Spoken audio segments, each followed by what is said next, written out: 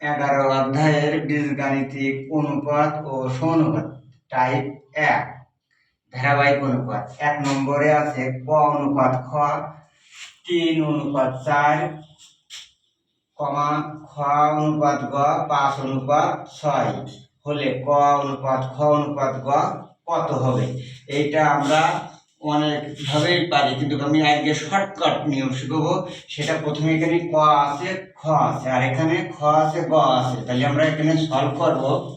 ক লিখবো, খ লিখবো আর গ। তাহলে এখানে ক এর মান 3, খ এর মান 4। ক এর মান 3, খ এর মান 4। এবার দ্বিতীয় জায়গায় অংশে খ হচ্ছে 5, গ হচ্ছে 6। তাহলে খ 5, গ 6। এখন আমাদের এই অংশে এই জায়গাটা শূন্য স্থান, এই জায়গাটা শূন্য স্থান। এই জায়গা শূন্য স্থান পূরণ হবে পিছনের সংখ্যাটা। তাহলে পিছনের সংখ্যা কত আছে? তাহলে হচ্ছে 5। আর এই জায়গা পূর্ণ হবে আগের সংখ্যা 4। এবার আমরা এখানে লিখতে পারি 3 × 5 = 15 অনুপাত 4 × 5 = 20 অনুপাত 24।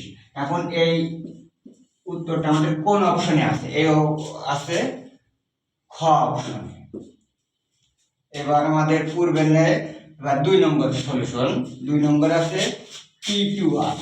PQR P অনুপাত Q 3:5, Q অনুপাত R = 2:3 হলে P ও Q অনুপাতের মান কত? তাহলে P Q R, P এর মান হবে 3, Q এর মান 5, আবার Q এর মান 2, 3। এবার আমার এই অংশ খালি, ওই অংশ খালি। তাহলে এই জায়গাটা পূরণ হবে আগের সংখ্যা দ্বারা। আগের সংখ্যা কত? 5। আর এই অংশ পূর্ণ হবে পরের সংখ্যা দ্বারা। 3 × 2 = 6, 5 × 2 = 10, 3 × 5 = 15। আমার বলেছে কি P অনুপাত Q। তাহলে P এর মান কত? 6 আর এখানে 3। কিন্তু আমার অপশন দেখো 3 আর 6 আর 10 কোথাও নেই। তাহলে দেখো এটাকে আমার 2 দ্বারা বিভাজিত আছে, 2 দ্বারা ভাগ করলে কত হচ্ছে? 3 আর হচ্ছে 5। তাহলে 3:5। 3 অনুপাত কোন অপশনে আছে? খ নম্বর অপশনে আছে। এবার আমাদের এখানে কি লেখা আছে যে a/b b/c = কত? 2/3। এখন এখান থেকে আমার a অনুপাত c বের করতে হবে। এখান থেকে আমার কি বের করতে হবে? a অনুপাত c। তাহলে আমরা অনুপাত মানে কি? ভগ্নাংশ বা ভাগ। তাহলে এখানে আমরা লিখতে পারি a অনুপাত a b আর c। তাহলে এখানে a এর মান হবে 2 আর b এর মান হবে 3। আবার যখন আমরা b আর c ধরবো তখন কি হবে? b এর মান হবে 2, c এর মান হবে 3। b এর মান 2, c এর মান 3। এই জায়গা খালি অংশ, এই জায়গা খালি অংশ। এই জায়গাটা পূর্ণ হবে আগের সংখ্যা দ্বারা। তাহলে আগের সংখ্যা 3, এই জায়গা পূর্ণ হবে পরের সংখ্যা দ্বারা 4। তাহলে এখানে হচ্ছে কত?